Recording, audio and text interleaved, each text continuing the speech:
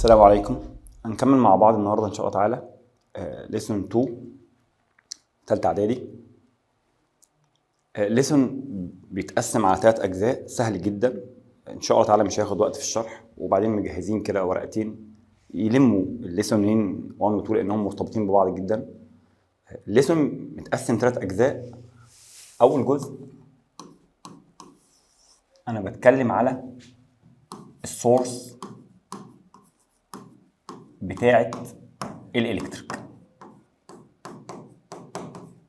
الليسون انا بقول لك سهل قوي بالراحه خالص. خدوا 3 اجزاء، كل جزء بيتكلم عن حاجه معينه.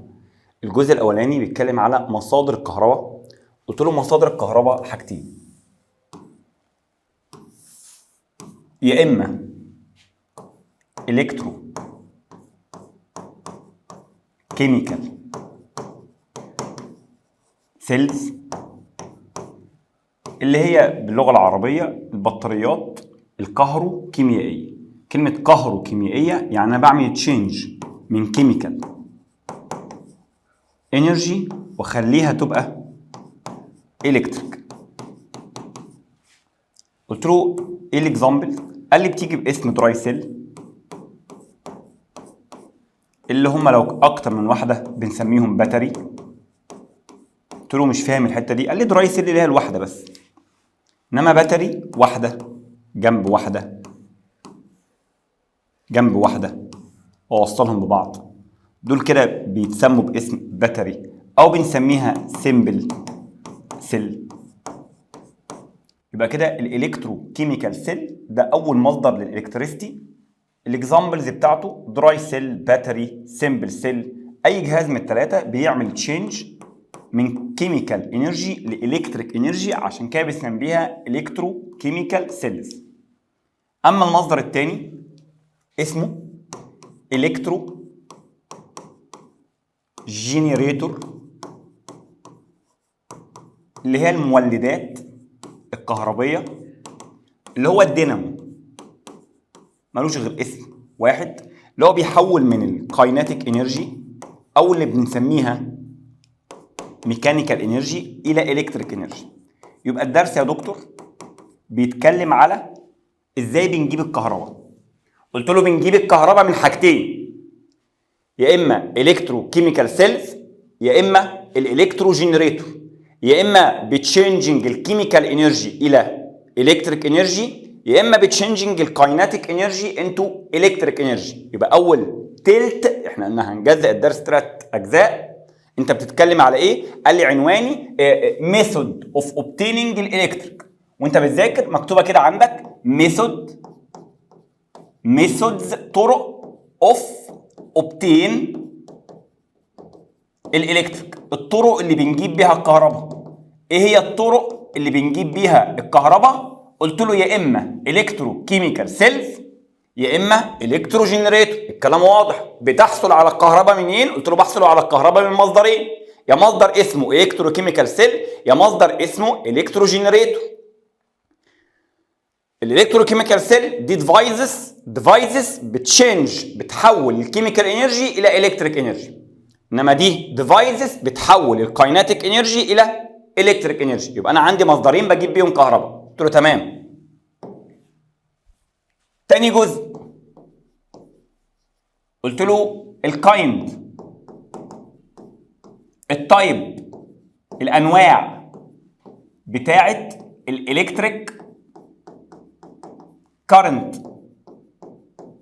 انواع الكهرباء ايه؟ قلت له الكهرباء نوعين، يا اما دايركت كارنت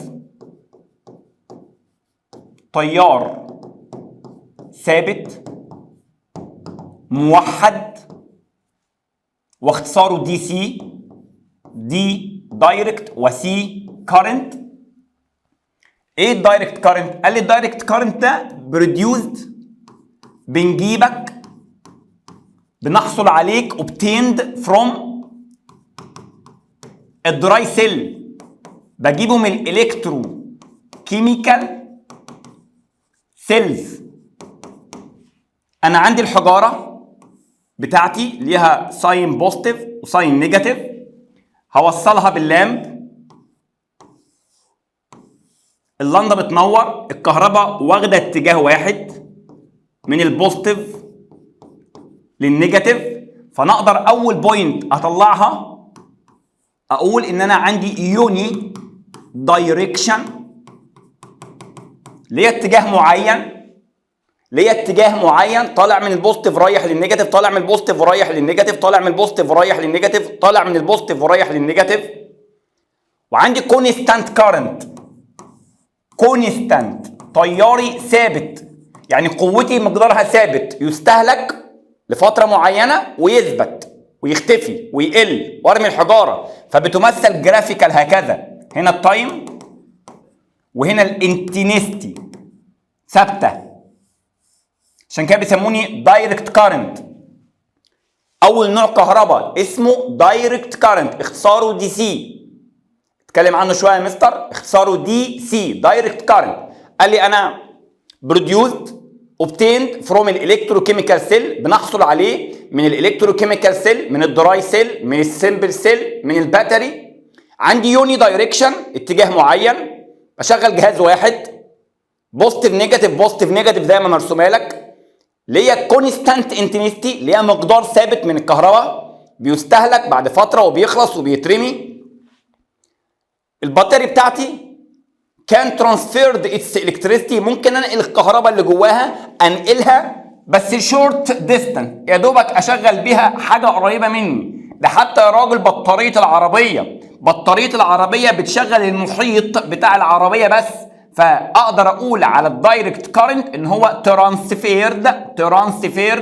اقدر اقول على الدايركت كارنت، على الدايركت كارنت ان هو ترانسفيرد، بينقل باي واير، بيتنقل بس فور شورت ديستانس، مسافه قصيره. قلت له تمام، انت بتتكلم على ايه؟ قلت له بتكلم على الدايركت كارنت. لمهولي كده يا مستر؟ قلت له حاضر. انا بروديوسد فروم، انا بجيبك من الالكتروكيميكال سيل، وعندك يوني دايركشن. مش فاهم. قلت له يعني بتحرك من البوزيتيف للنيجاتيف، من البوزيتيف للنيجاتيف، من البوزيتيف للنيجاتيف، مش فايس فيرسا، مش العكس. وعندي كونستانت انتنستي، عندي اتجاه ثابت وقوه ثابته وجرافيكال اهو. وقوتي كبطاريه بتتنقل شورت ديستانس، يا دوبك اشغل الجهاز اللي انا جواه. بطاريه العربيه بتشغل لمبه العربيه، التكييف بتاع العربيه، الكلاكس بتاع العربيه، يعني في محيط العربيه، فبتتنقل شورت ديستانس. اما النوع الثاني اسمه alternating current، متردد، يعني اختصارك اي سي. انت بتتجاب منين يا مستر؟ قال لي الدايركت كارنت بيتجاب من الكتروكيميكال سيل، انما انا بتجاب من الدينامو. كومبير مستر.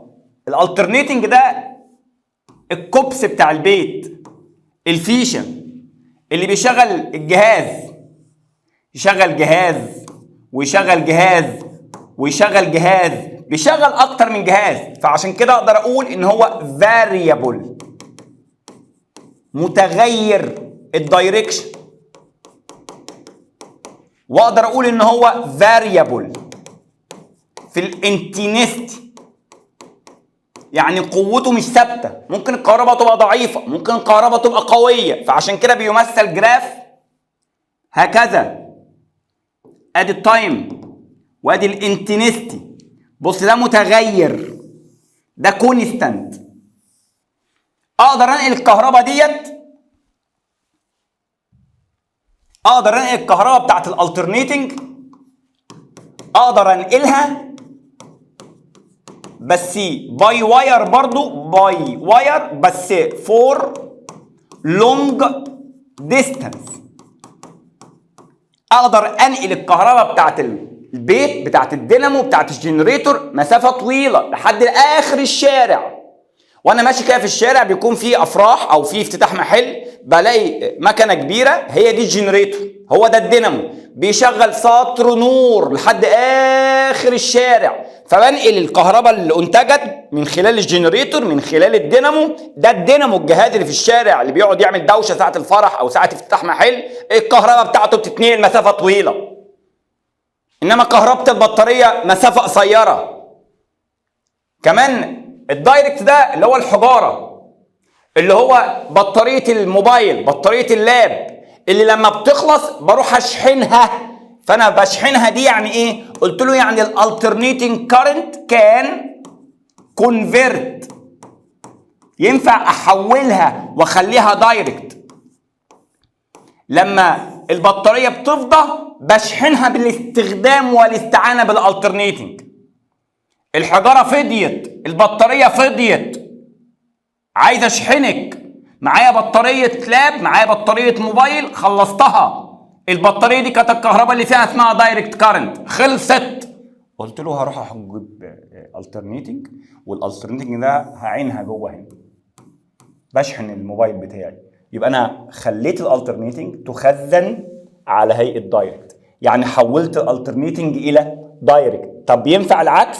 قلت له مستحيل العكس، مستحيل الحاجه بتاعت الدايركت تقوم بنفس طريقه ونفس شغل الحاجه بتاعت الالترنيتنج. حاجه الدايركت دي استخداماتها محدوده، بعمل بيها عمليه اسمها الكترو بليتنج. وكلمه الكترو بليتنج يعني طلاء كهربي، واشغل بقى ابليانس الصغيره، الاجهزه البسيطه، اللعب. انما الالترنيتنج ده انا بشغل الماشين، اجهزه الثلاجه، الغساله، كهرباء الشوارع كلها. يبقى انهي افضل، الالترنيتنج ولا الدايركت؟ الالترنيتنج اللي بيتجاب من الدينامو، اللي قوته متغيره، اللي اتجاهاته كتيره. الالترنيتنج اللي بتنقل مسافات طويله، اللي يتخزن على هيئه دايركت، هو الافضل. لما اجي اعمل جيف ريزون، انت ليه الترنيتنج افضل من الدايركت؟ قلت له ان الالترنيتنج كان بي ترانسفيرد فور لونج ديستانس. قلت له كمان لان الالترنيتنج كان بي كونفرتد انتو دايركت. قلت له كمان لان الالترنيتنج يوز تو اوبريت البيج ابليانسز. بالالترنيتنج انا بقدر اشغل البيج ابليانسز. الالترنيتنج ينفع احوله دايركت، الالترنيتنج ينفع انقله مسافات طويله. اذا انا البريفريبل، انا الافضل، انا الاحسن، انا الافضل. قلت له كده جزئين من الثلاثه. انت بدات يا مستر، بدات ان انا عندي ميثودز بجيب بيها كهرباء. ايه هي الميثود اللي بجيب بيها كهرباء؟ قلت له الميثود اللي بجيب بيها كهرباء طريقتين، يا اما الالكترو كيميكال سيل، يا اما الالكترو جنريتور. واضحه قوي يا مستر والله العظيم. دي حاجه ودي حاجه ثانيه، دي نوع كهرباء ودي نوع كهرباء، دي طريقه ودي طريقه. هنا من كيميكال لالكتريك، هنا من كايناتيك لالكتريك. كمان دخلنا على ان انا عندي نوعين كهرباء، نوع اسمه دايركت، واضحه ان شاء الله، واضحه، حاجه كونستانت جرافيكال قدام منك، ليها يوني دايركشن وليها كونستانت سبيد وترانسفيرد فور شورت ديستانس. اما الالترنيتنج انا فاريبل، ليها جراف، فاريبل في الانتنستي وفاريبل في الدايركشن. كمان قلت لك ان الدايركت ترانسفيرد بس شورت ديستانس، وانا هنا ترانسفيرد بس لونج ديستانس. قلت له تمام. الكومبير الثالثه، الكايند اوف كونكشن الدراي سيلز. عايز اوصل حجارات مع بعضها، معايا دراي سيل وكمان دراي سيل وكمان دراي سيل.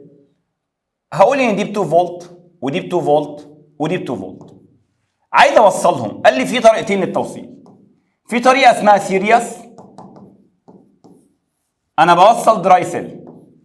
في طريقه تانية خالص اسمها باراليل.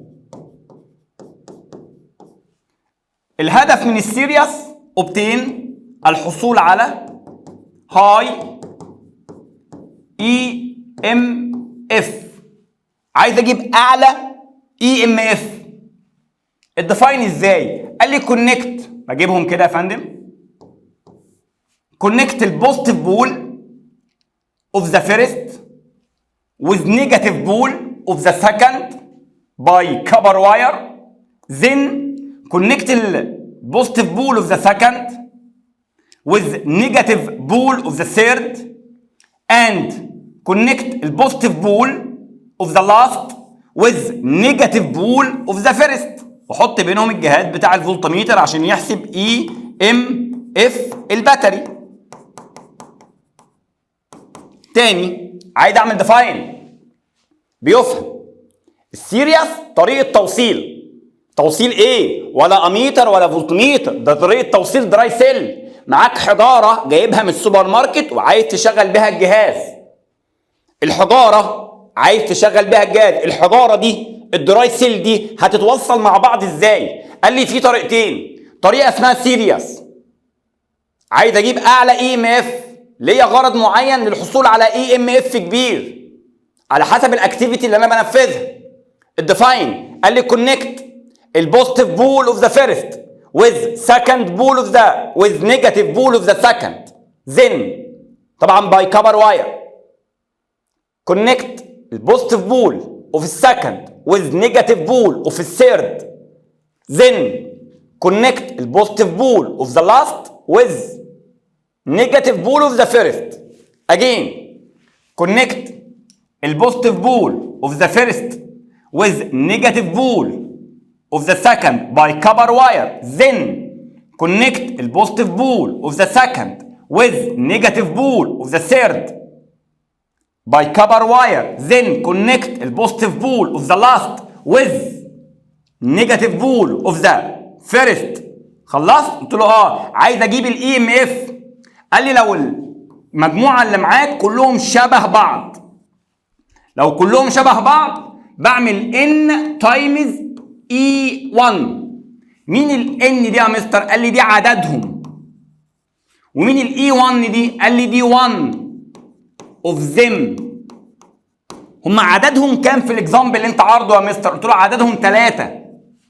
طب واحدة منهم بكام يا مستر؟ قلت له ب2. الإجابة 6 فولت. في طريقة تانية، قلت له اتفضل. طب لو هم مش شبه بعض، قال لي اعمل sum، يعني 2 زائد 2 زائد 2 6 فولت. يبقى ايه الغرض من السيريس؟ give reason عندك في الورك شيت.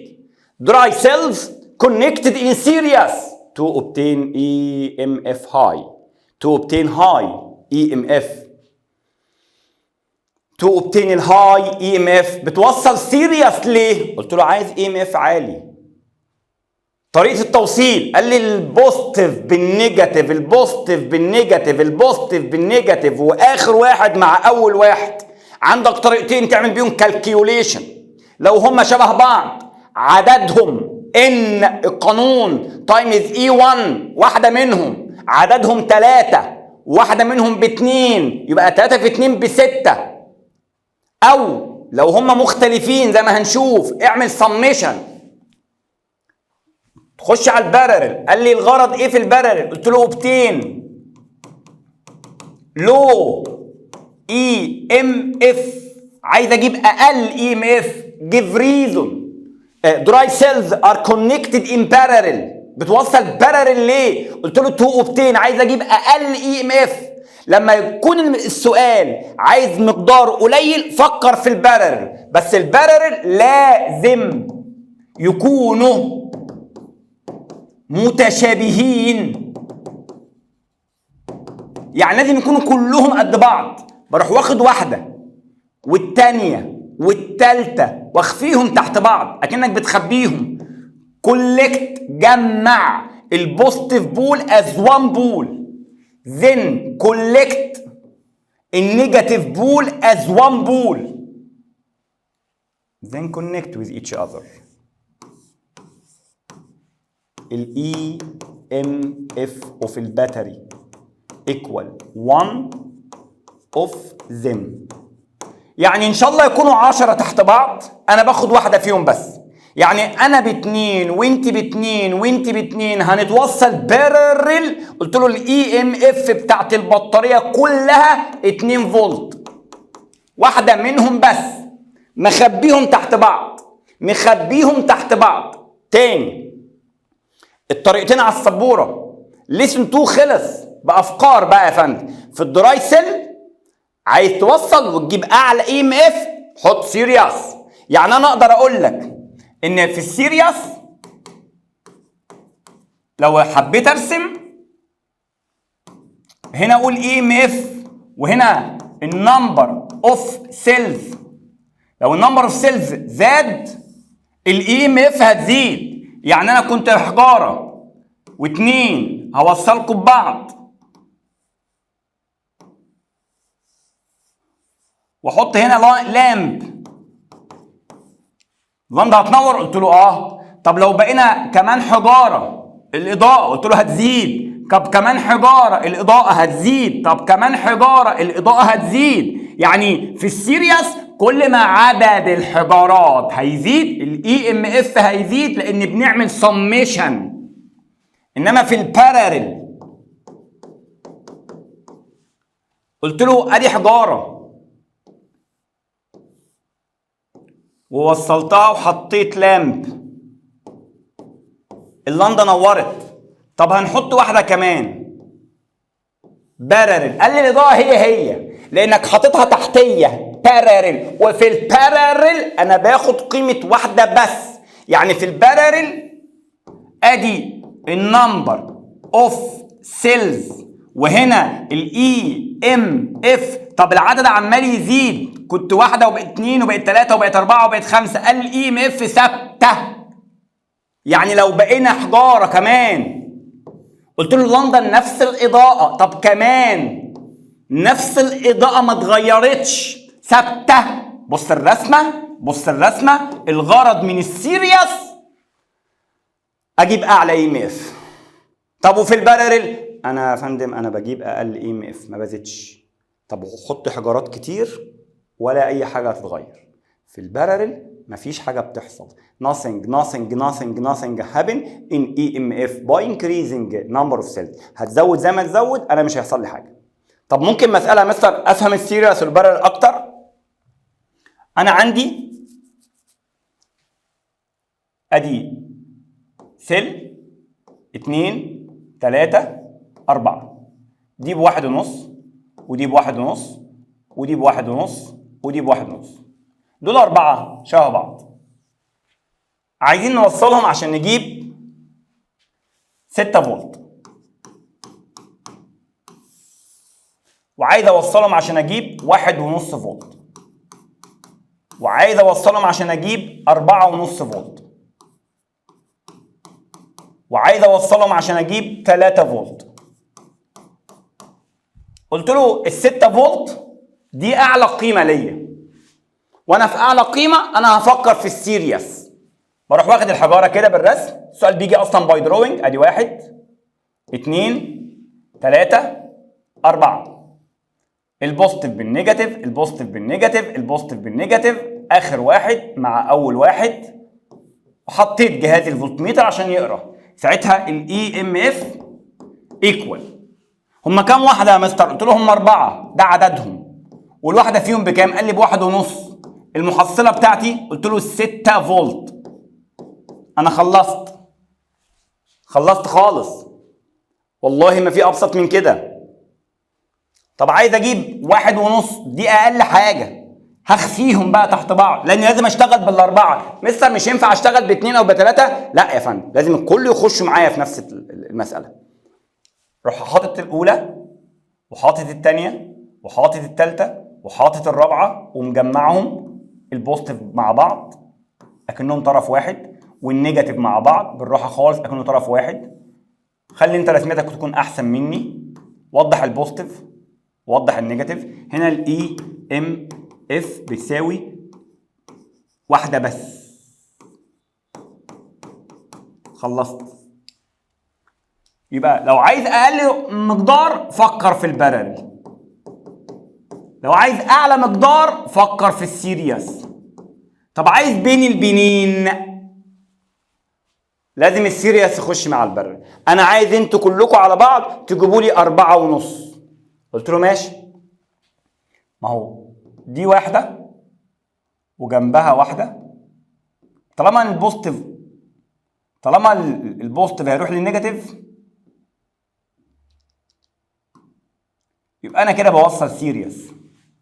يعني دي كده 1.5 ودي 1.5 وتحطوا جنب بعض سيريس، يعني المحصله 3.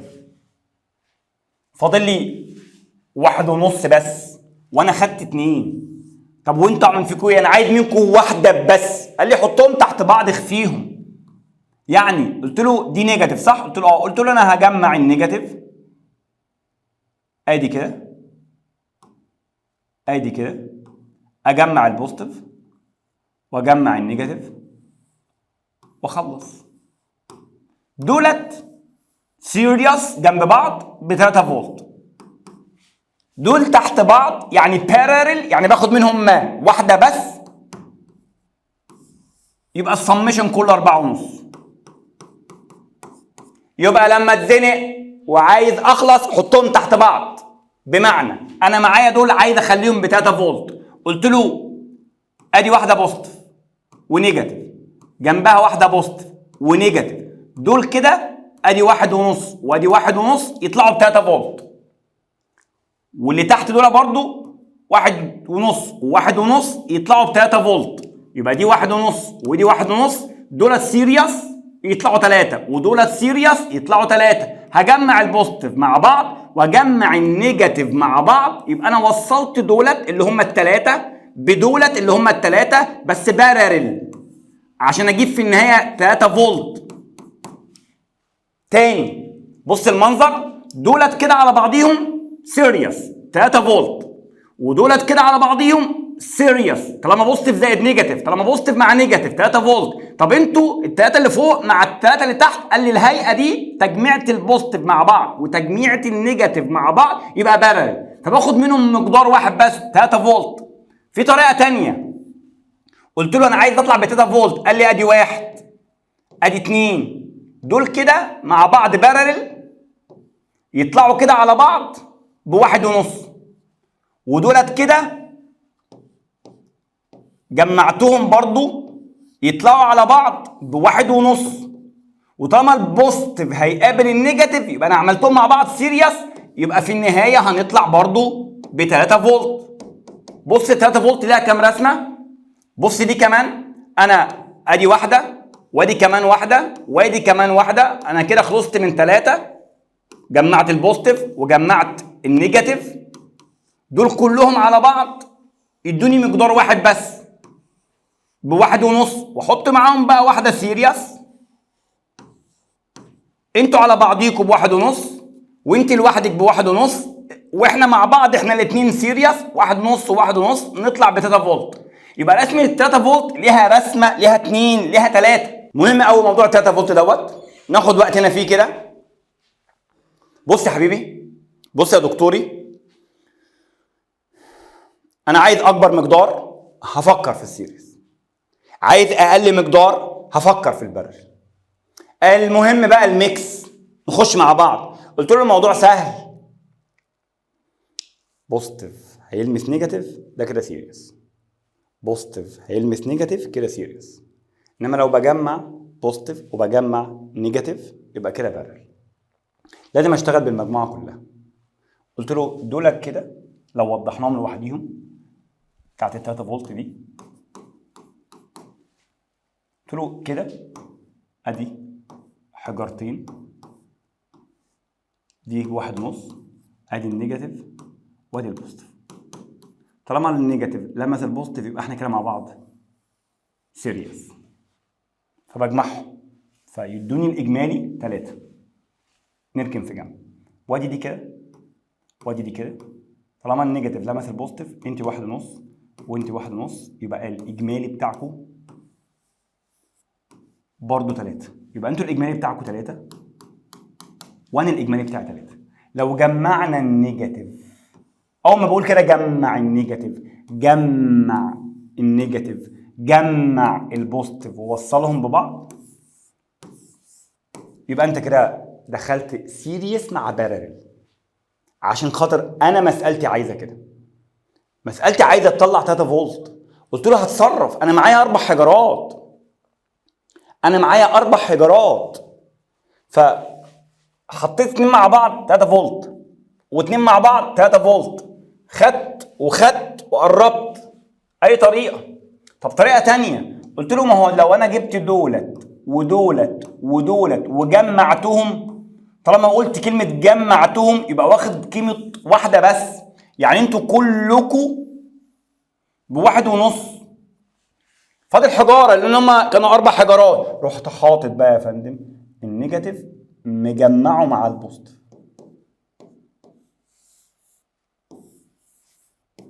فدول كده بواحد ونص وانا بواحد ونص. طب الطريقه بتاعت دي مع دي، قلت له دي مع دي سيريس، يعني الواحد ونص بلس الواحد ونص جبنا 3 فولت بطريقه تانية خالص.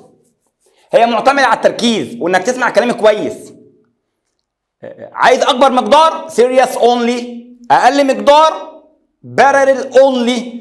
طب عايز بقى رقم وسطي بين الاثنين، بدخل افكار السيريس مع افكار البارل زي ما هنشوف في المسائل. كده اجماليا الليسون التاني خلص. تعال نبص على مجموعه الاسئله دي كده.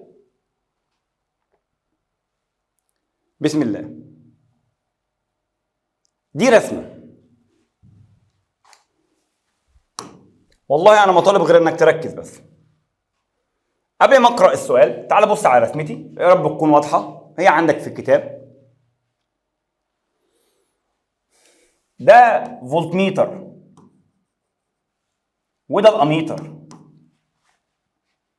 فولت ميتر عالي وادي قرايه الاميتر. لو انا هفترض ارقام، قلت له يبقى البي ده وليكن السي، اي ارقام اي ارقام اي ارقام. عايز ايه؟ بيقول لي the opposite figure show the relation between potential difference and the electric current intensity لثلاثة different wires. we show resistance. عايز يعرف الإعاقة. قلت له الرسمة ما فيهاش إعاقة، مش في أي ملامح يعني. قال لي لا يا فندم، مش الريزيستنس كانت inversely proportional مع الكارنت intensity. قلت له أنا عايز الريزيستنس اوف السلك، يا ترى السلك الاي ولا السلك البي ولا السلك السي اكتر، عايز ريزيستنس كبيره.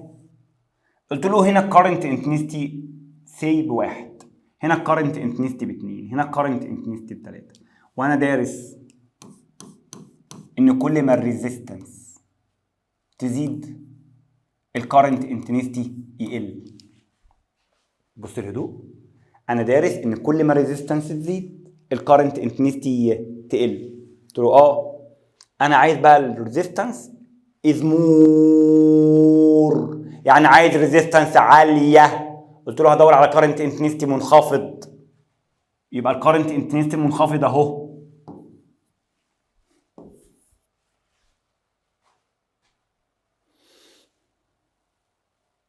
بديك فرصه تبص على السؤال بس والله.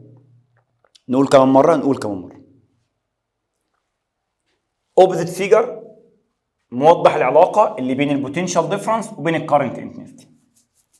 رحت هادي خالص وانا عامل ارقام من دماغي، عرفت ان الاي بتاعت الاي وبتاعت البي وبتاعت السي.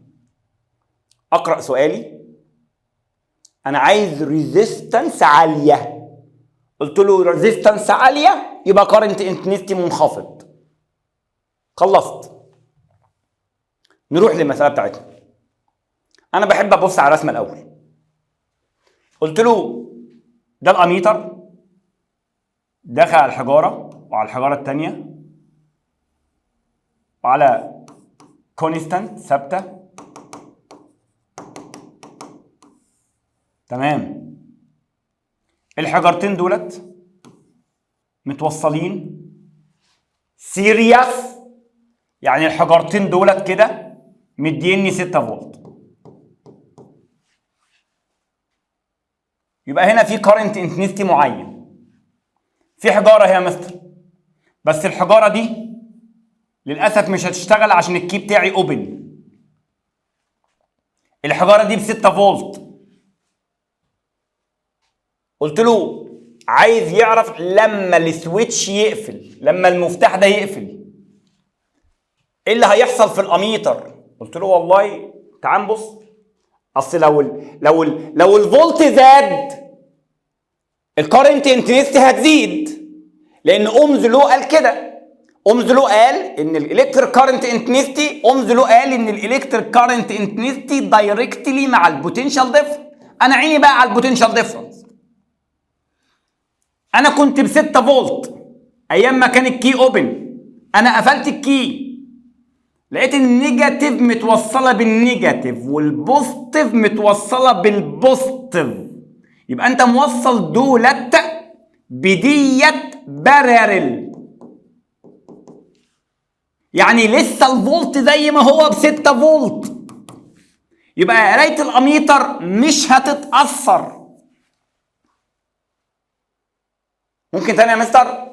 حاضر يا ابني.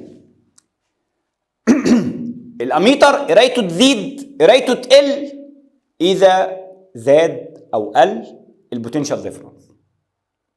هنا الريزيستنس مالهاش علاقه لان هو قايل كونستانت.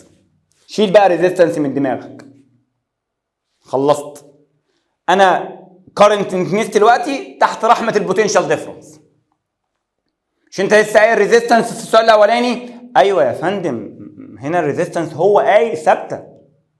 كل سؤال وله شغلته. هو قايل الريزيستنس ثابته، شيلها بقى خلاص اركن. بصيت الحجرتين كانوا 6 فولت سيريس، السويتش كان اوبن. بيقول لي طب لما اقفل بقى؟ قلت له لما قفلت انا لسه زي ما انا 6 فولت، لان الحجاره اللي انت زودتها لي متوصله معايا بارالل، وفي البارالل تحت بعض انا باخد قيمه واحده فيهم. اهو الحجرتين اللي فوق بستة وانا لوحدي بستة، فخدنا قيمه واحده فيهم برضه بستة، يبقى معنى كده ان البوتنشال ديفرنس لم تتغير، اذا الكارنت انتنسيتي ثابت. دخلنا الناحيه الثانيه. اوبزيت فيجر برضه مديني في ومديني اي. ابص على البي قدام 4، ابص على الكيو قدام 10، يعني الكيو واخد كارنت انتنسيتي اكبر. Opposite figure represent the relation between the potential difference and the electric current intensity of the two wires Q and B. They are made up of the same material، معمولين من نفس المادة ومن نفس الكروس سيكشن. طلباتك مين منهم عنده أقل لينس؟ ما هو أقل لينس دي يعني أقل، أيوه ريزيستنس، واقل ريزيستنس يعني اعلى كارنت انتنسيتي. قلت له اعلى كارنت انتنسيتي اهو، الاجابه كيو. بمنتهى الهدوء.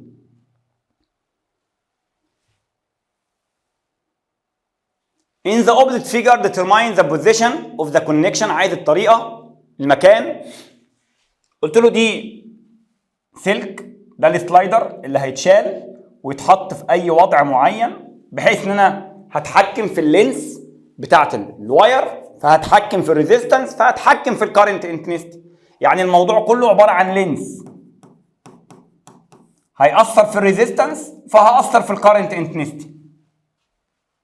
انا عايز اكبر اليمينيشن، اكبر اضاءه. قلت له اكبر اضاءه دي يعني انا عايز اقل لينس، يعني اقل ريزيستنس، يعني اعلى كارنت انتنسيتي. هاخد الكليب واحطه هنا عند الاي، لان لما اخد الكليب ده كده واحطه عند الاي انا ده كله طلعته بره الدايره الكهربيه، اذا انا قللت اللينس فقللت الريزيستنس فزودت الكارنت انتنسيتي. اللمبه ادتني اعلى اضاءه. مستر انا خدت الكليب وحطيته عند حرف الاي،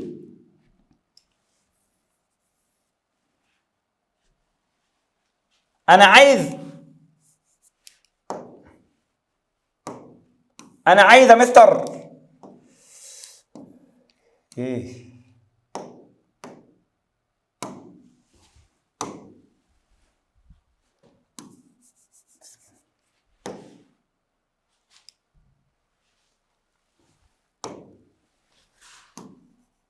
انا عايز ماكسيمم اكبر ريزيستنس.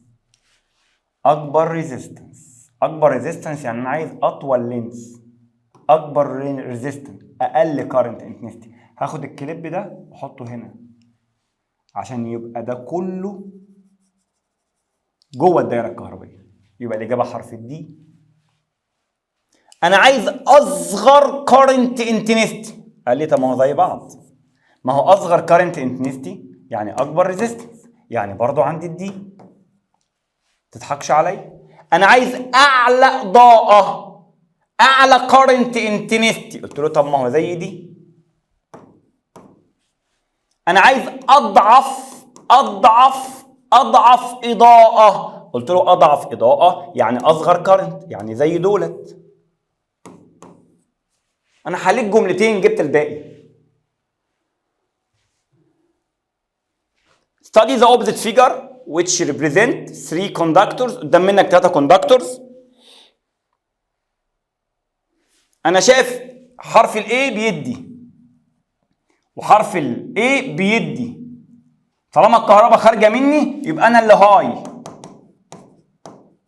وانتوا اللي لو. mention symbols of the conductor has اعلى.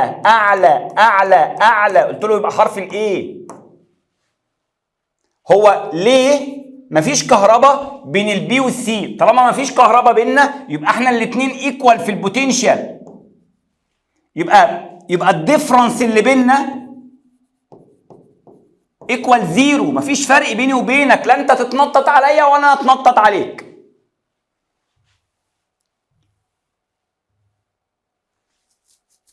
In the opposite circuit what happen؟ اللي هيحصل للإضاءة بتاعت اللمبة لما السلايدر يتحرك من حرف ال A لحرف ال B.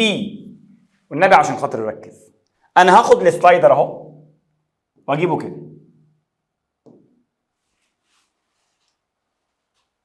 مش دي اسمها ريزيستنس؟ قلت له اه.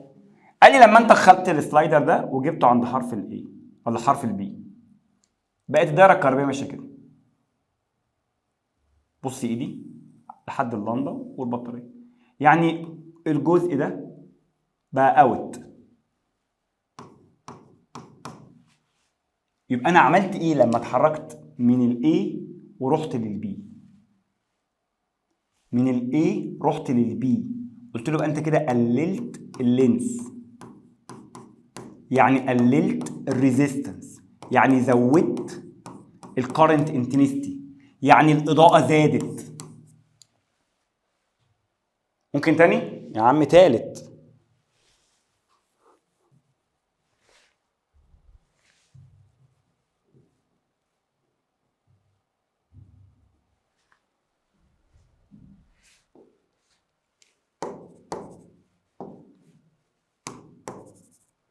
انا هتحرك يا مستر من الاي واروح للبي.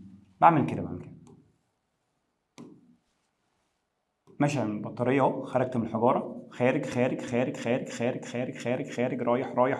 رايح لحد الناحيه الثانيه. هذا الجزء لو عملت زي كده بقى اوت، يبقى قللت اللينس، قللت الريزيستنس، زودت الكارنت انتنسيتي. تاني يا مستر نفس الفكره.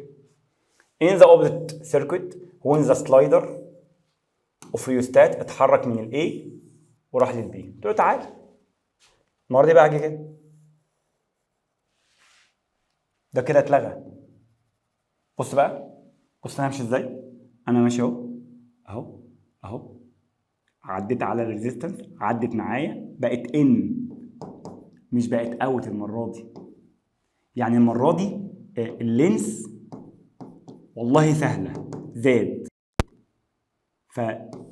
فالريزيستنس زادت، فالكارنت انتنسيتي قل. يعني اضاءه اللمبه هنا مفيش لمبه. هو بيقول لي ايه اللي هيحصل للفولت ميتر والاميتر؟ قلت له الاثنين قرايتهم هتقل. وايه اللي هيحصل للريزيستنس؟ قلت له الريزيستنس زادت، حركه اتعملت. حرك قلمك على الرسمه، ابسط من كده ان شاء الله تعالى. جرب جرب جرب. انا اتحركت من الاي للبي، رحت واخد السلايدر وعامل حركه بايدي وشطبت على الجزء ده، لقيت الجزء اللي اسمه ريزيستنس بقى ان السيركوت.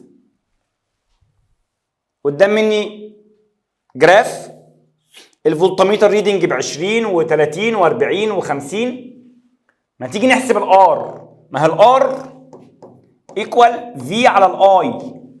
20 على 4 فيها الخمسة، 30 على 6 فيها الخمسة، 40 على 8 فيها الخمسة، 50 على 10 فيها الخمسة. طلباتك قال لي ممكن تحسب الريزيستنس، قلت له حاضر، حسبتها لك اهي، وانت قلت كونستانت وطلع كل مره 5. طب حلو. ممكن نحسب الاي، قلت له ما هو الاي ايكوال في على الار. طب ما انت حاسب الار كذا مره بخمسه. الفي الجديده قال لي الفي ب 25، قلت له يبقى ب 5 امبر. طب ما هو الدرس طلع سهل اهو يا مستر. منشن ذا فيزيكال كوانتيتي، عايز اسم الفيزيكال كوانتيتي. يعني الاجابه هتبقى current intensity work electric charge، اسم الحاجه مش اليونت، عشان ما تتعبش وفي الاخر تطلع اجابتك غلط. كولم بير سكند، قلت له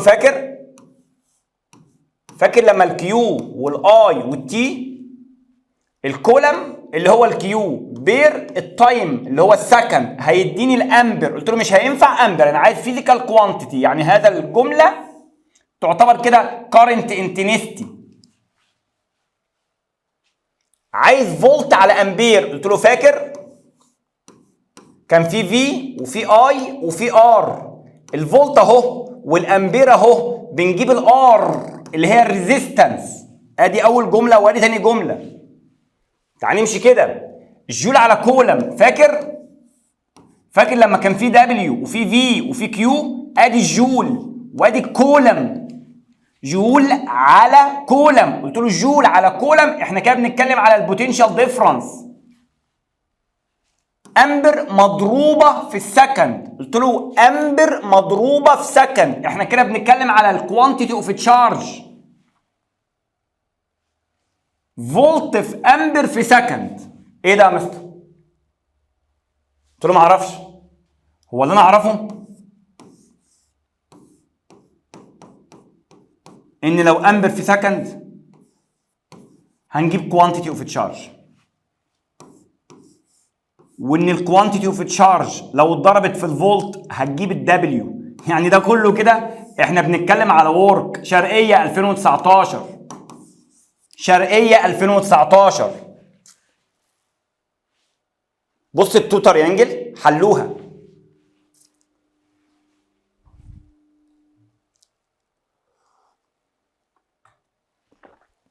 تعال نشوف دي. امبر في سكند. طب ما هو الامبر في سكند اهو، يعني دول كده يتشالوا واتكتب بدلهم كيو، بقت جول على كيو. انا شلت الامبر في السكند، شلت الامبر في السكند وحطيت الكيو، والجول اهو، يعني بقت دبليو على كيو. قلت له يبقى الاجابه بوتنشال ديفرنس. نشوف الشرقيه برضو. سكند على كولم، قلت له مفيش سكند على كولم، هو في كولم على سكند. طب الكولم على سكند يديني امبر. طب ولو سكند على كولم، قلت له 1 على امبر. يعني ايه؟ قال لي يعني ادي الفولت اهو زي ما هو مضروب سكند على كولم. قال لي انا عندي كولم على سكند. قلت له اقلبها، قلت له يبقى معاك 1 على امبر. يعني الموضوع اصبح فولت على امبر. ادي الفولت وادي الامبر، اوصلك للريزيستنس. جميله. جميله ومخليه ان انا عندي مرونه، واقدر لو هي كولم على سكند يبقى الموضوع امبر، طب لو سكند على كولم يبقى 1 على امبر. قدام مني رسمه بيقول لي يو هاف 3 الكتريك كوندكتور، انا معايا 3 كوندكتور. بص كده لما تركز في كتابك هتلاقي البي مطلع، البي مطلع، قلت له يبقى البي هاي، يبقى البي الكبير. البي مطلع للاي والاي مطلع للسي، يبقى اكبرنا البي واصغرنا السي. بتعرف منين؟ قلت له من الاتجاه، ما هو اللي بيدي هو الهاي واللي بياخد هو اللو. وبصيت على السهمه لقيت البي مدي A ومدي C، يبقى البي الكبير. لقيت الاي مدي السي، فبيقول لي arrange these conductors، رتبتهم من الكبير للصغير. mention the name، عايز اسم الجهاز اللي بيقلل الالكتريك بوتنشال. مين الجهاز اللي بيقلل الالكتريك بوتنشال؟ قلت له عندي جهاز اسمه اللي هو الترانسفورمر، اللي بيقلل البوتنشال اللي داخله الاجهزه، اللي هي داخله الاجهزه نهائي. قلت له لو تفتكر كان في اجهزه اسمها الكترونيك ديفايسز، كانت بتبقى محتاجه فولت قليل، فبيبقى راكب فيها الكتريك ترانسفورمر. الكتريك ترانسفورمر يا رب تكون لما حليت الدنيا بتوضح. قال لي بص على الجهاز، قلت له الجهاز تمام وكي كلوزد، اميتر موجود، فولت ميتر موجود، وب2 فولت. طلباتك. قال لي if the quantity of electricity passing through the electric circuit 30، يبقى انا معايا التايم ومعايا الكولم. اول حاجه هحسبها قلت له الاي كيو على تي، الكيو ب30 والتي ب60 على الآلة الحاسبة تطلع 0.5 امبر. اوعى تنسى اليونت. جبنا الكارنت انتنستي بتاعت الاميتر. عايز يحسب الار، حفظ قوانين. الار ايكوال في على اي. الفي فين؟ قلت له الفي اهي ب2. طب والاي؟ قال لي لسه جايبها. يطلع الاجابه اوم. ممكن تبقى تبعد الاوم شويه يا مستر عن الرقم عشان بس دي بفتكرها زيرو، تاخره شويه كده يعني.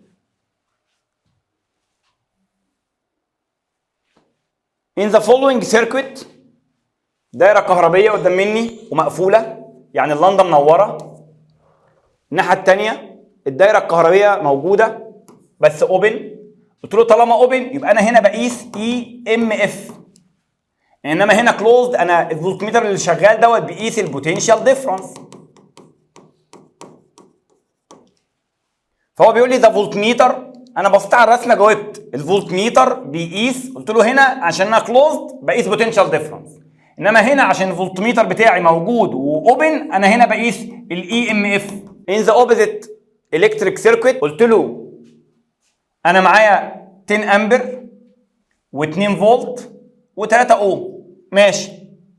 بيقول لي عايز اجيب الريدنج بتاعت الفولتميتر الفي 1. عايز الفي 1. قلت له الفي 1 دي اهي من على الرسمه 2 فولت. انا ما حسبتش حاجه. يعني ايه يا مستر مش هنشتغل في قوانين؟ يالا الفي 1 متوصله بالدراي سيل اللي هو كاتب عليها 2 فولت بس، انما دي متوصله جنبها الكي، والكي هنا اوبن، لازم اقفل عشان اشتغل. قلت له ماشي دي ب 2 فولت وخلاص. طب عايزين نجيب بقى الفي 2. قال لي بص بص بص، ما هو الفي لما الكي يقفل هتبقى الفي ايكوال الاي اللي موجود كله مع الار اللي موجود كله، تبقى الفي التوتال بقى اي ب10 وار ب3. الاي ب10 والار ب3، يبقى الفي ب30. الاي ب10 والار ب 3 يبقى التوتال ب 30. يعني البوتنشال ديفرنس في الدايره الكهربيه كلها ب 30. طب في منهم هنا ب 2، يبقى انت بكام؟ قال لي انا باقي 30 يا مستر. انا باقي 30 يا مستر. تاني يا مستر. in the opposite السنه اللي فاتت in the opposite electric circuit find reading الفولتميتر هو in the key is open. والكي اوبن الفولتميتر بيقرا الحجاره اللي قدام منه على طول اللي هي 2 فولت. الكي اتقفل، الموضوع بقى بوتنشال ديفرنس في الدايره الكهربيه. طب احسب البوتنشال ديفرنس ازاي؟ قال لي اي في ار. اي في ار لان انت معاك تريانجل في واي وار. رحت واخد الاي ب 10 واخد الار ب 3. 10 في 3 ب 30. يبقى الدايره الكهربائيه كلها يا دكتور فيها 30 فولت. كان ده يخصه 2 فولت، يبقى انا يخصني 28 فولت. ما تستغربش الرقم. فيوم وجيزه واسيوط، يعني سؤال اتكرر مره واثنين وثلاثه. ايه ده يا مستر؟ قال لي الرسمه دي كده على بعضها دي رسمه الريوستات اللي هي الفاريبل ريزيستنس. ده السلايدر الموفيبل، ودي الكبر بار اللي السلايدر بيتحرك عليها، ودي البورسلين، وده الواير اللي عنده هاي ريزيستنس. راجع الليبل. حاضر. وات از ذا نيم؟ قلت له ريوستات. حط الليبل. قلت له حطيت الليبل. رقم سي. وات از ذا working idea؟ هي ايه الايديا؟ قلت له ايديا by increasing the length of the wire the resistance increase current intensity decrease. If the length of wire decrease resistance decrease current intensity increase. ادي الفكره. how can it؟ ازاي اخليني فيكسد؟ عايز ابقى ثابت. قلت له by remove السلايدر. انا هشيل السلايدر يا مستر. والله اسهل اجابه. اصل في الكتاب كاتبها يا حبيب قلبي، ما هو اللي في الكتاب كاتبها فيما معناها ان انا هثبت من هنا لحد هنا، فهثبت القيمه اللي داخله الدايره الكهربائيه. طب ما هو انا لو شلت هذا السلايدر اللي هو الجزء الموفيبل، ما هو ده اللي هو ده بيروح وبيجي بيتحكم معايا في اللينس بتاع الواير. انا عايز ابقى ثابت. قال لي باي ريموفينج السلايدر.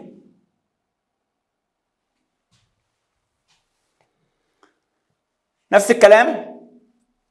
عايز يعرف مين هو الاكس؟ قلت له نفس الرسمه اللي كانت فوق بس بشكل متغير شويه. قال لي برضو دي اسمها ريوستات. هو استخدامه ايه؟ قال لي كنترول، بيتحكم في الكارنت انتنسيتي اند البوتنشال ديفرنس.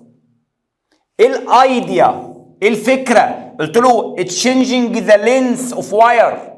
if the length increase the resistance increase the current intensity decrease. draw. ممكن ترسم الدايره الكهربائيه دي؟ قلت له حاضر ارسمها لك.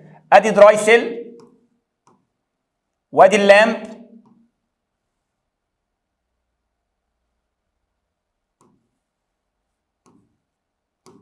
وادي الريوستات. خلصت. ادي الدراي سيل اللي هي دي، وادي اللامب اهي، وادي الريوستات.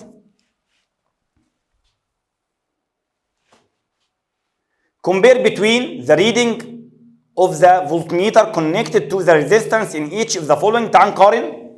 قلت له نقارن. بص دي، ده كله موجود معايا في الدائره الكهربائيه، وهنا كده يا مستر الكهرباء ماشيه اهي اهي اهي اهي اهي اهي الحته اللي داخله معايا اللي ان حته صغيره، يعني هنا في ديكريز في اللينس، يعني في ديكريز في الريزيستنس، يعني في انكريز في الكارنت انتنسيتي، وفي انكريز في البوتنشال. امشي امشي امشي امشي امشي امشي امشي. الحته دي اللي ان اللي جوه ده هنا في انكريز في اللينس، انا باخدها واحده واحده. يعني في انكريز في الريزيستنس، يعني في ديكريز في الكارنت انتنسيتي، يعني في ديكريز في البوتنشال. انا قارنت بين كله. بيقول لي ممكن تقارن بين قرايه الفولتميتر. قلت له الفولتميتر في حرف او في رقم 2 هيبقى الريدنج بتاعته هاي ومعايا اكسبلين. الريدنج في الرسمه رقم 1 هيبقى الريدنج بتاعته لو ومعايا الاكسبلين.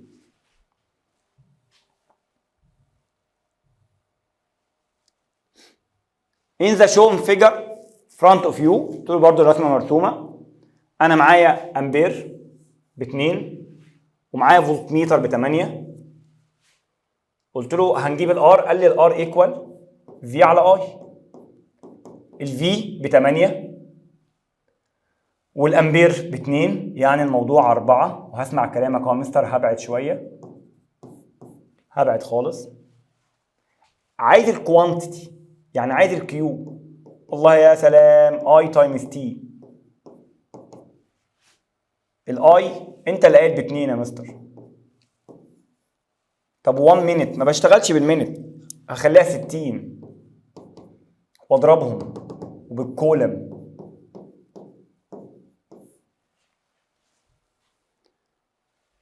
بيقول لي كالكيوليت الكارنت انتنسيتي، يعني الراجل عايز الاي، مديني 540 جول ومديني التايم 3 ثواني وسكت. قلت له الاي عايزه كيو على تي. التي موجوده ب3 ثواني، الكيو قال لي مش معايا الكيو، فاضطر اروح اجيبها من التريانجل الثاني لان انا لمحت على الرسمه فيه 60 فولت. قلت له الكيو ايكوال دبليو على الفي. انا فاكر القانون اللي هو ده، دبليو وفي وكيو. الدبليو معايا ب 540 والفي على الرسمه ب 60، ان شاء الله ب9 كولم. اروح واخد ال9 حاططها هنا بالراحه. From the opposite figure, if the reading of the ammeter، قرايه الاميتر ب 10 امبر والريدنج بتاعت الفولتميتر ب 220 فولت، عايز يحسب resistance. then mention the text of Ohm's law. حاضر، نحسب بس resistance الاول. قلت له R equal V على I. ال V ب 220 وال I ب 10، يعني الإجابة 21 أوم. إيه الحاجات السهلة دي؟ عايز نص قانون أوم، ما تقول له يا عم النص، قول له إن البوتنشال ديفرنس across two terminals of conductor directly proportional مع ال current intensity passing through it at a constant temperature. بيقول لي in the opposite figure which is represented by drawing if the reading of the ammeter، معايا قرايه الاميتر ب1، ادي معلومه، والفولت بتاعي كان ب6 فولت وانا مقفول. كالكيوليت، عايز البوتنشال ديفرنس. قلت له البوتنشال ديفرنس اللي هي الفي ايكوال اي تايمز الار. الاي هو اللي قال، ما تتلخبطش وما تعذبش نفسك، ب1 والار ب5، يبقى انا هطلع ب5 فولت. عايز ريدنج الفولتميتر وانا اوبن. قلت له وانا اوبن من غير حسابات 6 فولت. مش تستغرب، وانا اوبن بكامل قوايا العقليه قيمتي ثابته ال6 كلهم، انما لما دخلت الدايره الكهربيه وبذلت مجهود قلت شويه صغيرين فوصلت 5 فولت. كالكيوليت الاميتر ريدنج، قلت له بصيت على الرسمه اهي، انا عايز الريدنج بتاعت الاميتر، قلت له الاي ايكوال في على الار، الاي ايكوال الفي ب6 والار ب1.5 عشان ما احسبهاش غلط، يطلع الرقم ويطلع بالامبر. does this reading، عايز يعرف القرايه هتزيد ولا هتقل في الحالات دي. using resistance، هستخدم resistance 3. قلت له ما كده الريزيستنس زادت، يبقى الكارنت انتنسيتي هتقل. هستخدم ريزيستنس نص، يبقى ريزيستنس قلت، يبقى الكارنت انتنسيتي هتزيد. خد الموضوع بهدوء. The opposite figure represent the electric circuit، دايره كهربائيه قدام حضرتك. contain lamp، معايا لمبه. The resistance of each filament، حلو السؤال. الريزيستنس بتاعتي ب10. لو الكارنت انتنسيتي اللي هيوصل لللمبه ازيد من الرقم ده، الفيلامنت السلك هيسيح، ده تهديد. والفولتميتر ب5. يا ترى بقى الجهاز هيتحرق ولا مش هيتحرق؟ قلت له معرفش، تعال نحسب الاي ونشوف. انت قايل تحذير، مش الاي ايكوال في على ار؟ قلت له الفي ب5 والار ب10، يبقى الاي اللي ماشيه 0.5. يلا الامبر ب 0.5، وهو مهددني بيقول لي لو زادت عن 0.1 هسيح. والمعلومات اللي عندي ال10 الاوم وال5 الفولت هيسمحوا بدخول كهرباء 0.5، يعني الفيلامنت هيسيح وهيتحاسب ودخل النار. وبيقول لي اشمعنى؟ قلت له اشمعنى، ماثيماتيكالي رسمتها له. عايز يعرف مين الاكس، قلت له الاكس ريوستات، وظيفتها ايه؟ قلت له كنترول الكارنت انتنسيتي اند البوتنشال ديفرنس ان ذا سيركويت. ده في تاني على الدرس الجديد.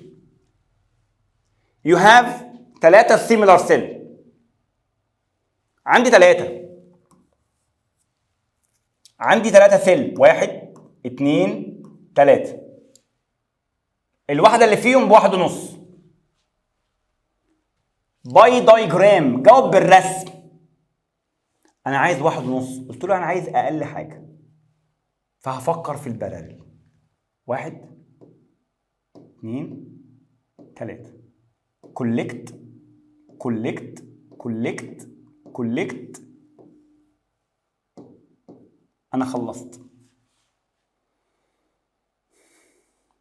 عايز 4.5، قلت له أعلى حاجة، يبقى هفكر في السيريس. بوزيتيف نيجاتيف بوزيتيف نيجاتيف، آخر واحد بأول واحد، وحطينا الجهاز. عايز 3 فولت بين البنين، يبقى هعمل ميكس. هعمل ميكس يا مستر، هدخل البوزيتيف مع النيجاتيف يا مستر، وهعمل سيريس مع بارل يا مستر. قلت له دولت كده تحت بعض، جمعت وجمعت، يدوني على بعضنا احنا الاثنين 1.5 واحده، وحط جنبيهم ال1.5 الثانيه. دولت ب1.5 بلس 1.5، جبت ال3. باتري consists of 3 سيل، نفس الكلام، نفس الفكره. انا عايز اوصل سيريس، قلت له سيريس اهو، ادي 1 2 3، جمع جمع، وصلت، خلصت. ممكن تكتب القانون؟ حاضر. الاي بتاعت الباتري ايكوال ان تايمز اي 1. هما كم واحده؟ قلت له انت قلت 3. قوه واحده فيهم قال لي بواحد ونص، يعني الموضوع 4 ونص. انا عايزهم بارلل، قلت له سهله، ادي 1 2 3 كولكت كولكت. انا خلصت القانون، قلت له الاي هتبقى ايكوال اي 1 واحده بس، يعني الموضوع كله 1.5 فولت. You have 4، عندي 4 الواحدة فيهم برضو ب1.5، دي اللي أنا شرحتها أول ما بدأنا. عايز 6 فولت، بص جت في كام امتحان؟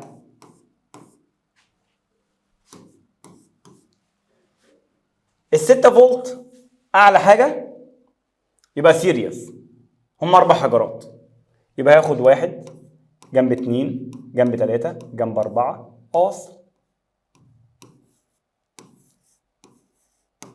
خلصت. عايز 1.5 فولت أخلص منهم، يبقى هعمل كده، أعملها فين؟ أعملها هنا، 1 2 3 4 جمعت البوزيتيف جمعت النيجاتيف ووصلتهم ببعض. خلصت.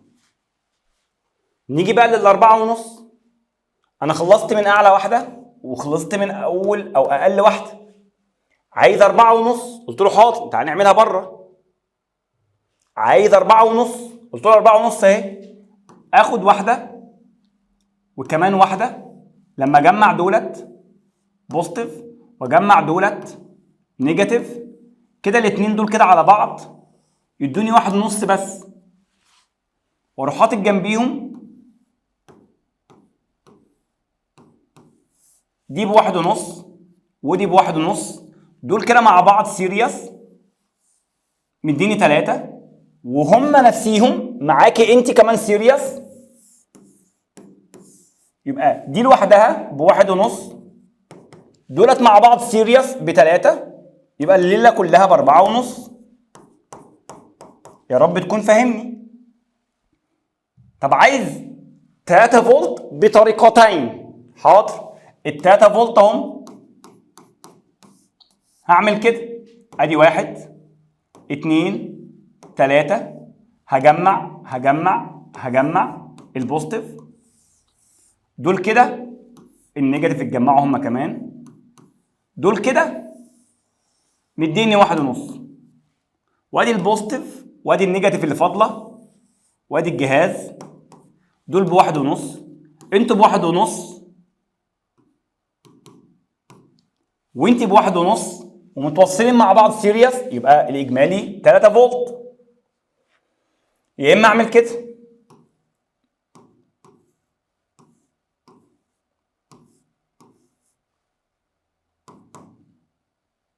دولت كده ايوه ب1.5 وادي دولت،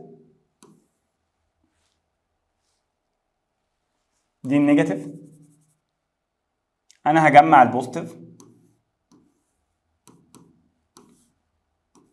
وهجمع النيجاتيف، دول كده برضو ب1.5، ولما اقول بقى البوزيتيف بالنيجاتيف والبوزيتيف بالنيجاتيف يبقى انتوا 1.5 واحنا 1.5، يبقى الاجمالي 3 فولت.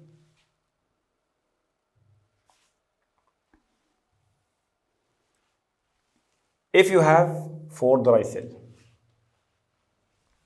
الأولى والثانية ب1.5، يعني معانا رقم 1 ومعانا الثانية كل واحدة ب1.5، ومعانا الثالثة ب2 ومعانا الرابعة ب3، يبقى احنا كده معانا كام واحدة؟ معانا 4، منهم 2 1.5 1.5، ومنهم واحدة ب2 ومنهم واحدة ب3.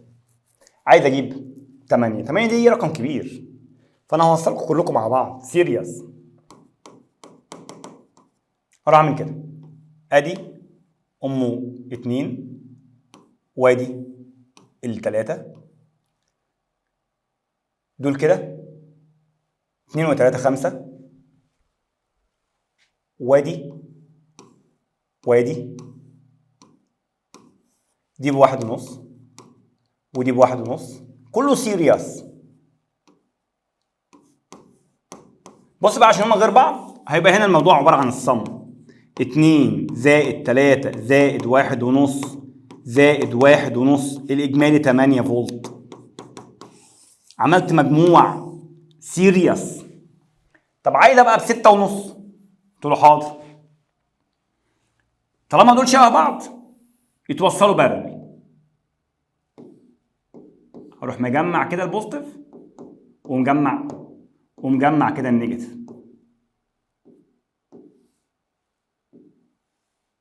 انتوا كده على بعضيكم طالما خدتكم بارل يبقى بواحد ونص بس. وادي ام 3 وام 2 وخدت الجهاز.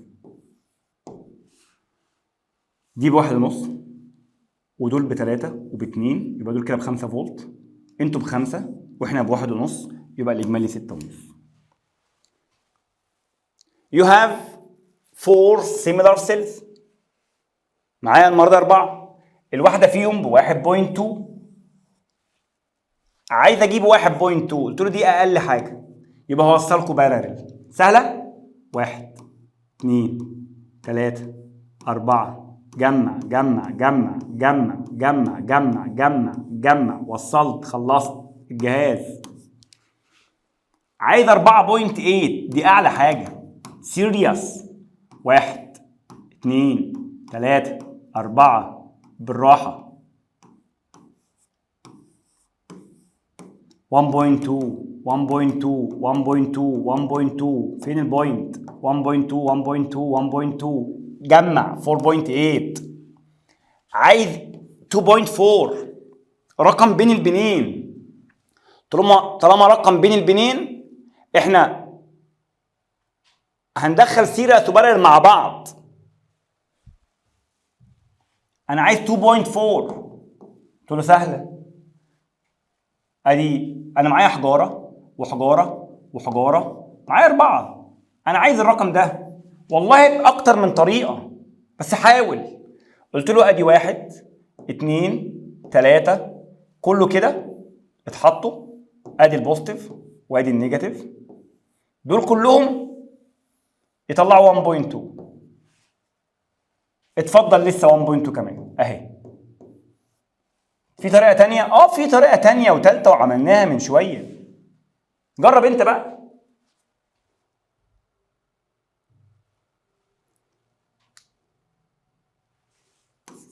You have 4 electric cell، الواحدة فيهم ب 2 فولت.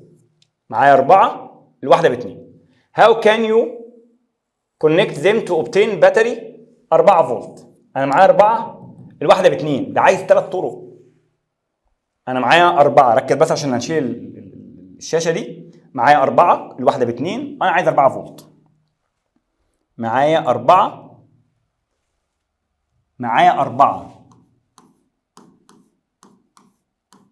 الواحدة ب 2، عايز 4 فولت، عايز 4 فولت، عايز 4 فولت ب3 طرق. قلت له حاضر. ادي 1 2 3، يلا يا رب تكون شغال معايا. دول كده ادوني 2 فولت بس. وادي الرابعه، يبقى دول كده ب2 وانا لوحدي ب2، سميشن نطلع 4 فولت. ادي واحده. الثانيه قلت له حاضر، قال لي هعمل كده. دول سيريس يدوني 4 فولت، ودول سيريس يدوني برضو 4 فولت. طب عايز بقى اخفيهم، قلت له يبقى هنجمعهم مع بعض.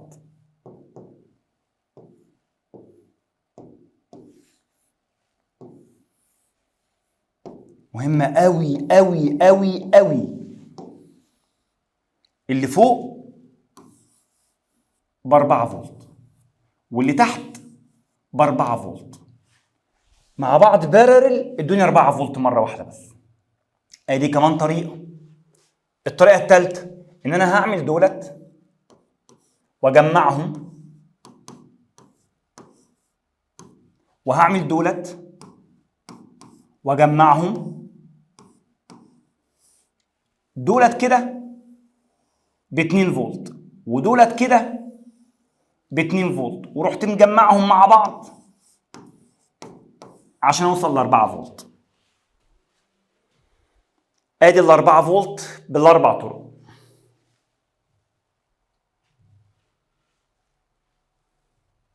يو هاف 3 بقى المره دي. البوتنشال ديفرنس بتاعت 1 از 2 فولت، عايز يجيب 2 فولت بس اقل حاجه. قلت له بارلل، خلاص بقى.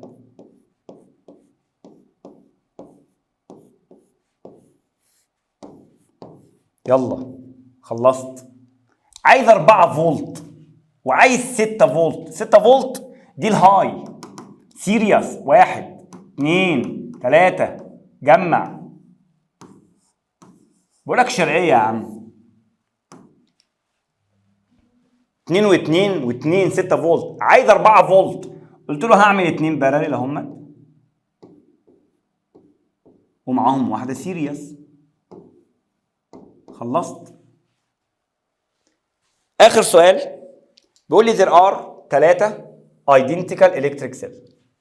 معايا 3 حجرات whose EMF is 6 فولت.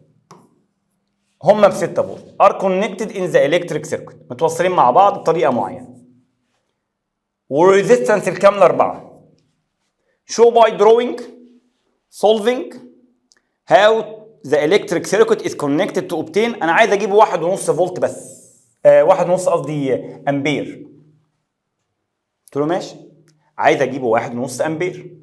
انا معايا 3 حجرات شبه بعض هوز الاي ام اف بتاعتهم ب 6 فولت، يعني هم كده ب 6 فولت. انا عايز الاي يعني في على ار يعني 6 كاملين على الار اللي هي ب4 ان شاء الله ب1.5 فولت، ب1.5 قصدي امبير.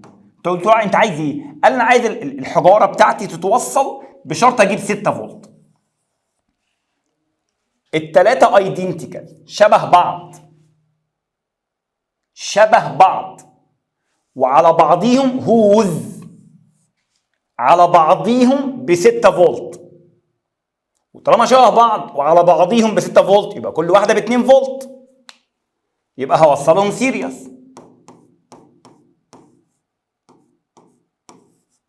مش فاهمه يا مستر؟ حاضر.